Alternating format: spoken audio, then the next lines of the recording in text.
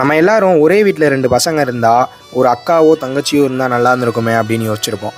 ஒரே வீட்டில் 2 பொண்ணுங்க இருந்தால் ஒரு அண்ணனோ தம்பியோ இருந்தால் நல்லா இருக்குமே அப்படின்னு சொல்லிட்டு யோசிச்சிருப்போம். ஆனால் இந்த ப்ரோ வீட்டில் 7 பேருமே அண்ணன் தம்பியாக பிறந்திருக்காங்களாம். ஒரு அக்காவோ தங்கச்சியோ இல்லைன்னு சொல்லிட்டு ரொம்ப வருத்தப்பட்டிருக்காங்களாம். அப்படி இருக்கப்ப கூட பிறந்தாதான் அக்கா தங்கச்சியா அப்படின்னு சொல்லிட்டு அவங்க சித்தி பொண்ணை தங்கச்சியாக நினச்சி அவங்க வளர்த்துருக்காங்க. அவங்க மேலே இருக்க ஒரு பாசத்தில் தான் இந்த டேட்டுவை போட வந்தேன் ப்ரோ அப்படின்னு சொன்னாங்க.